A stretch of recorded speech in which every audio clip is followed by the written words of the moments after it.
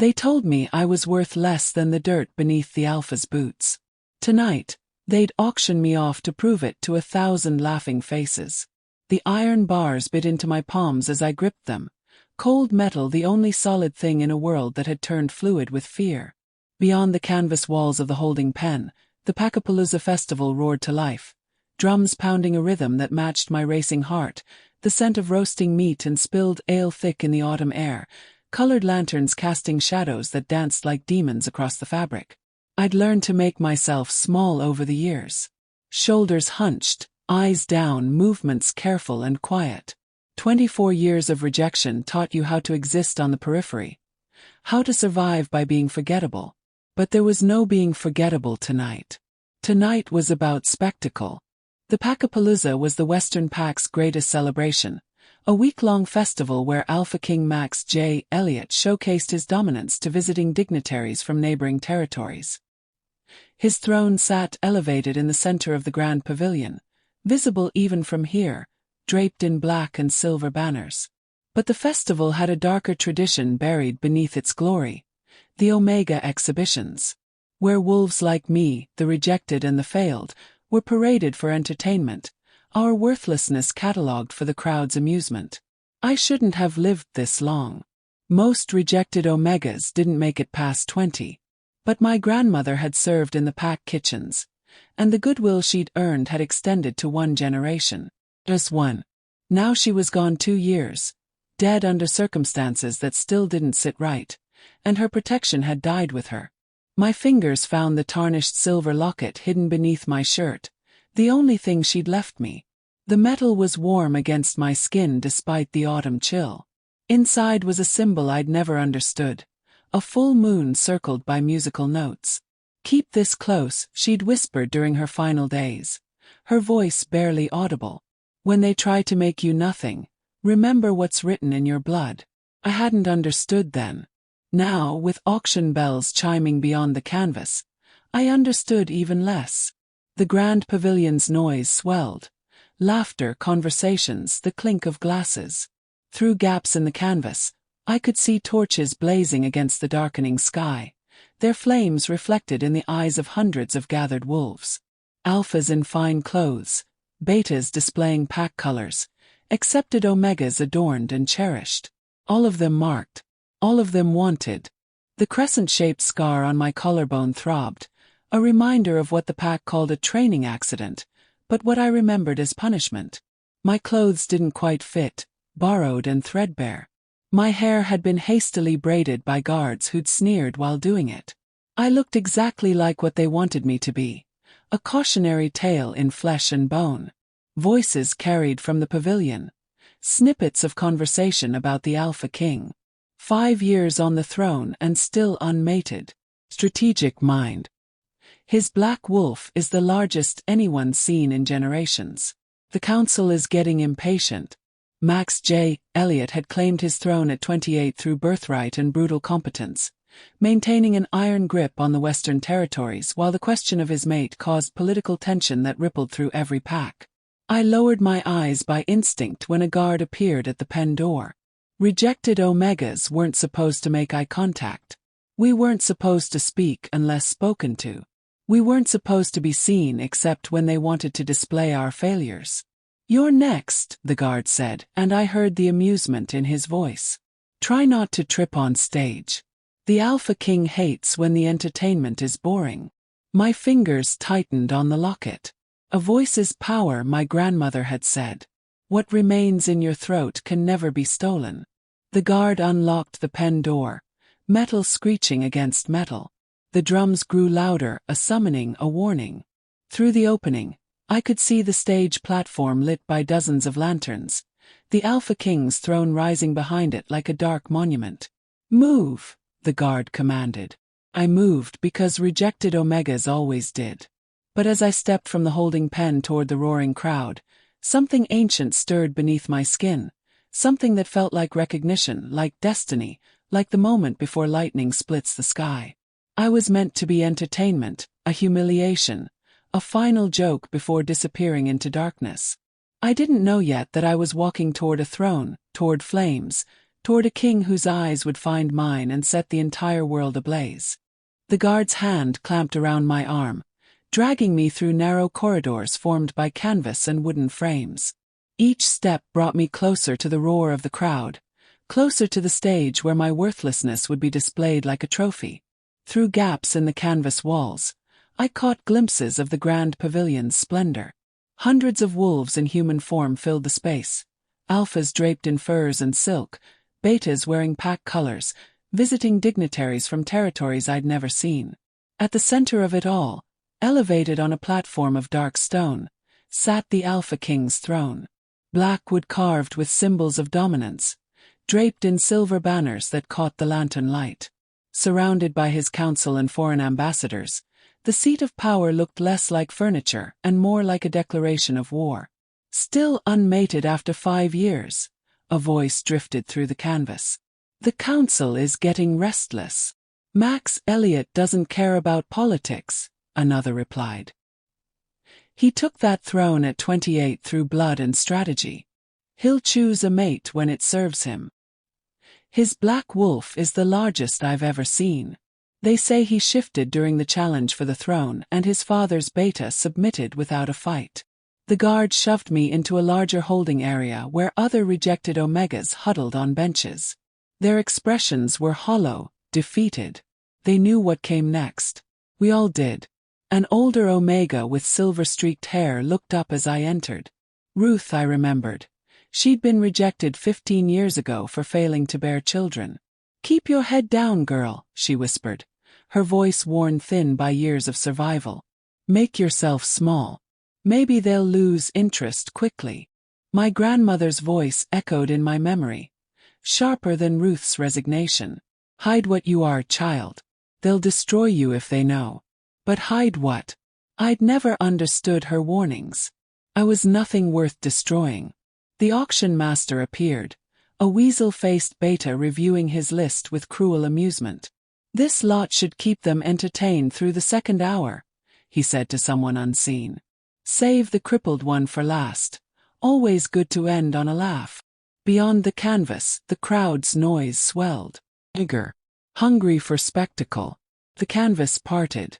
The massive pavilion opened before me like a throat, and there, elevated on his obsidian throne, amber eyes scanning the festival with predatory awareness, sat Alpha King Max J. Elliot. Rough hands shoved me onto the stage. Blazing lantern light hit me like a physical blow, turning the crowd into a sea of gleaming eyes and cruel smiles. Hundreds of wolves in their festival finest, furs and jewels and pack colors, all focused on the worthless Omega standing beneath the lights. The auction master's voice boomed across the pavilion. "Lot 47. Female Omega, age 24. Packless lineage. Grandmother was a kitchen servant. The only notable thing about this one." Laughter rippled through the crowd, sharp and cutting. "Let's see," the auction master continued, making a show of consulting his list. "Failed her first heat presentation. Never bonded. No useful skills. Kept alive only through charity that has, mercifully, expired." He paused for effect. "Though I'm told she can scrub floors adequately." The jeering grew louder. Someone threw a wadded napkin that landed near my feet. I kept my eyes down, hands clenched so tight my nails drew blood. My grandmother's voice whispered through my shame. "You are more than they can see." But I couldn't feel it. I felt exactly as small as they wanted me to be. The locket burned against my skin, hot enough to hurt. "Bidding starts at 10 coppers, the auction master announced. "Surely someone wants a servant for the price of a loaf of bread?" Silence. Not a single hand rose. "No. Coppers, then." "Come now, she's worth at least the entertainment value." My shame was a living thing, crawling beneath my skin. The crowd's amusement pressed down like a weight. This was worse than rejection. This was erasure, the final proof that I was nothing. Silence. Not the absence of noise, but something heavier. The crowd's jeering died as if cut with a blade. The very air seemed to hold its breath. I looked up, compelled by the shift. Across the pavilion, through the sea of watching faces, My eyes locked with Alpha King Max Elliott's amber gaze. The world narrowed. Everything, the crowd, the stage, the festival, fell away until there was only that connection. Fire erupted beneath my skin, ancient and undeniable, and I saw the same recognition blaze in his eyes. Max rose from his throne. The entire festival held its breath. Time suspended. The Alpha King moved through the crowd like a force of nature, wolves parting before him without conscious thought. Each step brought him closer, and with each step, the burning sensation across my collarbone intensified until I gasped, the crescent scar glowing beneath my threadbare clothes. Max's eyes flashed pure gold. His wolf surged forward, visible in the way his shoulders expanded, the way his breathing changed, predatory and focused entirely on me. "The Alpha King never leaves his throne during exhibitions," someone whispered, the words carrying in the stunned silence. Visiting dignitaries rose from their seats, confusion rippling through the crowd. Max's beta, a dark-haired man with a warrior's build, immediately went alert, hand moving to his weapon as he scanned for threats. I couldn't look away. Something pulled me toward Max, a magnetic force that had nothing to do with choice and everything to do with destiny written in blood and bone. He inhaled sharply as he approached the stage, visibly affected. My scent, whatever it was, hit him like lightning. I watched his control fracture, watched the civilized Alpha King become something older, something primal. Heat bloomed across my chest. Through the thin fabric of my dress, silver light began to glow, the bond mark manifesting like burning starlight. Gasps erupted from the crowd. On Max's neck, visible above his collar, an answering mark blazed into existence. The auction master stammered, forgotten list crumpling in his shaking hands. Max climbed the stage steps with predatory grace. Up close, he was overwhelming. Tall and powerfully built, dark hair falling to broad shoulders, amber eyes now ringed with gold. A scar cut through his left eyebrow, evidence of violence survived. His scent rolled over me. Winter pine and something wild, something that commanded submission and worship in equal measure. "What is your name?" His voice was rough, deeper than I'd expected, vibrating through my chest. "Melinda. Melinda R. Dull, Your Majesty." My voice barely a whisper. He reached for my hand. The moment our skin touched, silver light exploded between us, bright enough to illuminate the entire pavilion, bright enough to hurt. The crowd erupted in shocked murmurs, voices rising in disbelief. "Mine." Max growled the word, both claim and question, his grip tightening. Before I could respond, the first explosion tore through the eastern side of the pavilion. The pavilion erupted. Fire bloomed where the explosion had torn through canvas and wood. Screams split the air as wolves shifted mid-stride, fur rippling across skin, fangs erupting from human mouths. The carefully orchestrated festival transformed into a battlefield in seconds. Max moved before I could process the danger, pulling me behind him with one arm while the other shifted, claws extending, ready to tear. His warriors mobilized with military precision, forming protective rings around the dignitaries. "Rogues!" Thomas Varick's voice cut through the chaos. "Defensive positions. Protect the civilians." But something was wrong. The attackers weren't random. They moved with purpose, coordinating their assault, pushing through the crowd toward the stage. "Heard me." Max fought off 3 rogues simultaneously, each movement devastating and efficient. Claws met flesh. Bone cracked. He was beautiful and terrible, the Alpha King showing why he'd claimed his throne through brutal competence. Fire spread through the canvas walls. Colored lanterns fell, shattering and spreading flames across wooden flooring. Smoke choked the air. A surge of panicking wolves separated me from Max. I tried to fight against the current, but there were too many, too strong. Hands shoved me sideways, away from the stage, away from him. A hooded figure grabbed my arm, grip bruising. His face was hidden, but his voice was clear. "The moon-bound dies tonight." Terror flooded through me. I struggled, clawing at his hand, but he was too strong.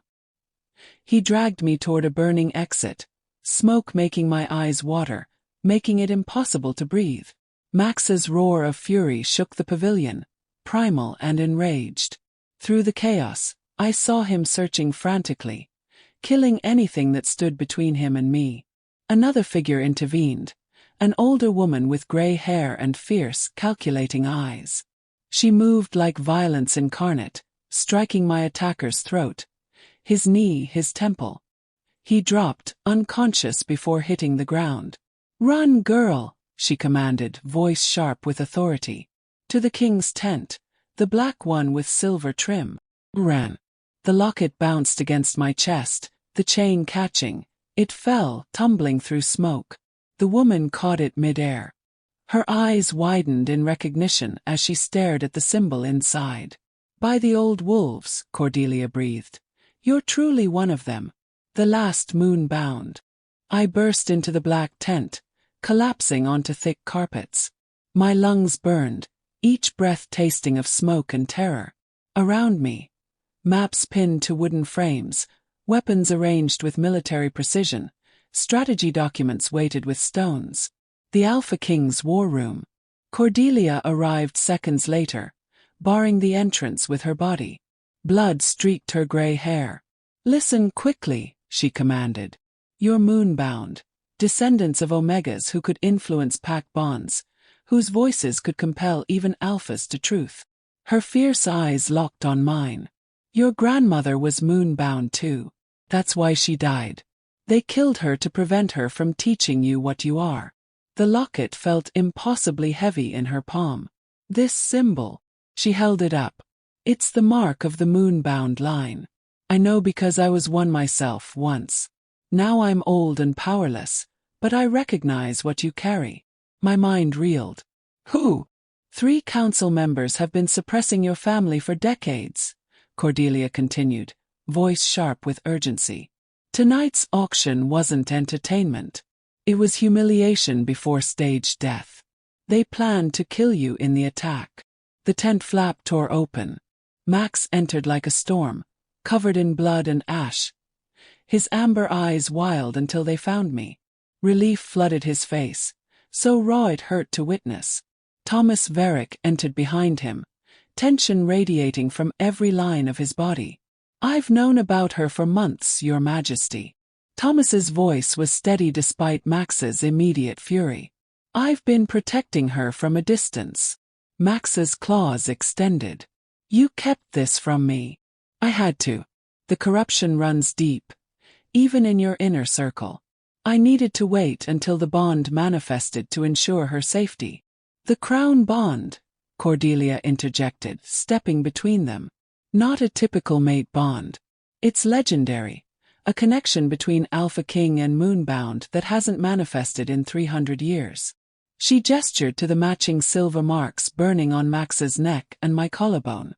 "She's not just your mate," Cordelia said quietly. "She's meant to rule beside you as your equal." Another explosion rocked the festival grounds, closer this time. "The council's making their move," Thomas said grimly. "They're attempting a coup." Max turned to me, his voice absolute.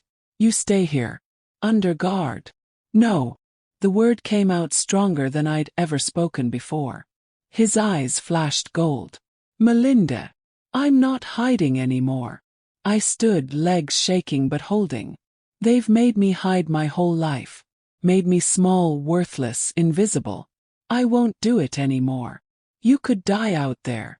I could die in here." I met his gaze, refusing to lower my eyes. "You felt it, Max. Bon.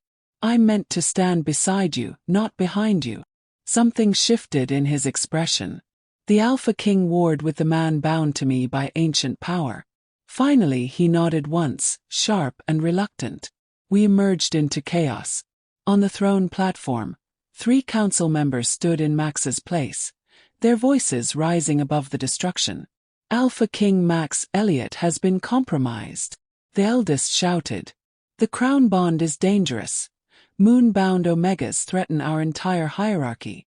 Thomas fought to hold the loyal warriors together, his voice hoarse from shouting orders. The festival grounds burned, wolves battling in both forms, the careful structure of pack society tearing apart. A surge of fighters separated me from Max again. Two rogues materialized from the smoke, coordinating their approach, herding me toward a collapsed section of pavilion. I stumbled backward. One lunged. Terror detonated inside me. The scream tore from my throat, but it wasn't just sound. It was command, ancient and absolute. The word "stop" reverberated with power that made the air vibrate. Both attackers froze mid-strike, their wolves unable to disobey. Their eyes went wide with shock and unwilling submission. My grandmother's voice echoed through my mind. When everything is taken, what remains in your throat can never be stolen. This was it. This was what I was. I moved through the chaos, and my voice moved with me. Stop. Stand down. Yield. Each command froze rogues where they stood, their wolves bowing to authority they couldn't resist. Survivors stared in awe and fear as I passed, this worthless Omega-wielding power that shouldn't exist. Ahead, on the throne platform, Max fought surrounded by traitors. Outnumbered. Bleeding. I ran toward him, my voice building with power I was only beginning to understand. I reached the throne platform as Max fought 3 council members at once, blood streaming from a gash across his ribs. He saw me, eyes widening in horror. Melinda, no. Run. I didn't run. I stood before the obsidian throne, the same throne that had loomed over my auction, the symbol of my worthlessness displayed for entertainment, and I raised my voice. Not words. Ancient power flowed through me.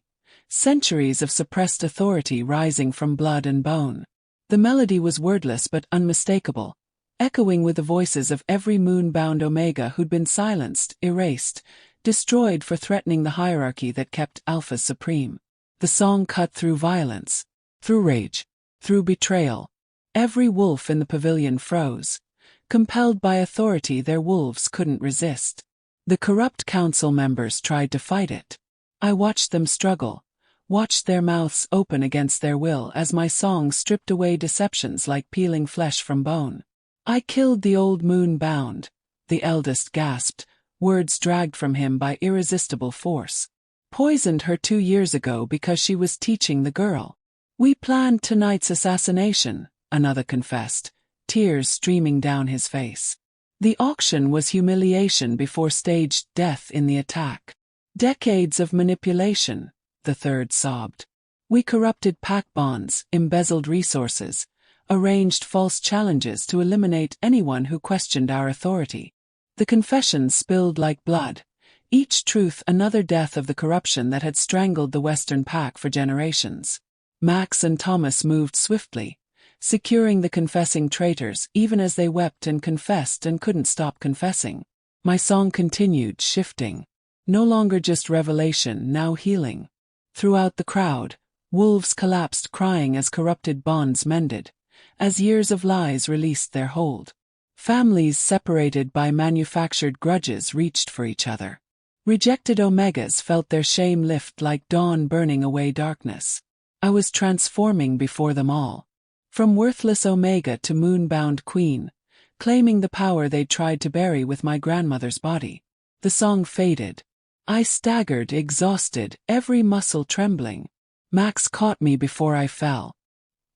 He stood before me covered in blood and ash, amber eyes filled with wonder and recognition and something that looked like worship. Before the entire pack, before visiting dignitaries, before every wolf who'd watched me auctioned like property hours ago, the Alpha King knelt, not in submission, in recognition. "You are my equal," Max said, his voice carrying across the silent pavilion. "My queen. My bonded mate." He offered his hand. Took it. The crown bond flared between us, silver light so bright it illuminated the destroyed pavilion like dawn breaking over a battlefield. The matching marks on our skin blazed, visible proof of power balanced, of strength and wisdom united, of the bond that hadn't existed for 300 years made manifest. Surviving council members knelt. Pack leaders followed. One by one, wolves throughout the pavilion lowered themselves in recognition of what had been restored. Not dominance alone, balance. Dawn broke over the festival grounds in shades of gold and rose, painting the destruction in soft light. The grand pavilion had been hastily rebuilt, not to its former glory, but enough to hold the gathered packs who'd stayed to witness history. I stood on the platform beside Max, wearing a simple dress borrowed from Cordelia. But the crown bond mark on my collarbone glowed silver, visible proof of what I'd become. Max wore ceremonial robes, the matching mark on his forearm blazing with the same light. Below us, hundreds of wolves waited. Visiting alphas who should have fled stood watching. This moment would ripple across every territory. I began to sing. Not compulsion this time, but healing. The melody wove through the crowd like golden thread, mending pack bonds that had been corrupted by decades of manipulation. Throughout the gathering, wolves gasped as connections long severed suddenly restored. A father embraced a daughter he hadn't spoken to in 10 years. Rejected omegas felt shame lift like chains breaking. My voice reminded them. The bond between alpha and omega, between strength and influence, between power and wisdom, must be balanced. When the song faded, I spoke. My voice, so long kept silent, rang clear across the grounds. I am Melinda R. Dahl. I am moonbound, a descendant of omegas whose existence threatens those who believe dominance is the only power worth having. I met the eyes of alphas, betas, omegas throughout the crowd. Rejected omegas will be re-evaluated. Pack bonds will be honored, not exploited. The moonbound line will rise again, not to rule but to guide, not to serve but to balance. Max stepped forward, his hand finding mine. Worth is not measured by dominance alone, he declared, his voice carrying the weight of his throne. My queen has shown us a strength we forgot existed, a strength we nearly destroyed. Thomas Varick was recognized for his loyalty, for months of secret protection that had kept me alive. Cordelia was honored for orchestrating everything, the auction, the timing, the moment when the crown bond could manifest and protect me from those who'd planned my death. A new council formed before dawn's full light. Representatives from all pack members, not just the powerful. The festival resumed, but different now. Not celebration of dominance, but of unity. As evening approached, Max led me away from the crowds to a quiet overlook above the grounds. His amber eyes studied my face. Are you afraid, he asked quietly, of this power, of ruling beside me? I considered his question, watching stars emerge in the darkening sky. I'm afraid of becoming what they tried to make me, small and silent. But with you I don't have to be. His hand tightened on mine. The Alpha King who'd knelt before me, who'd surrendered to power that should terrify him, who'd chosen balance over dominance. Sing for me, he whispered. So I did. My voice rose into the night, carrying across territories, across borders, across the divisions that had kept us fractured. Below, wolves stopped to listen. The worthless Omega and the Alpha King, bound by something ancient and undeniable. His hand in mine. Crown bond glowing between us like captured starlight. They told me I was worth less than dirt beneath the Alpha's boots. Tonight, standing beside my king with my voice echoing across the territories, I finally knew my truth. I was worth everything they'd feared I could become. Then,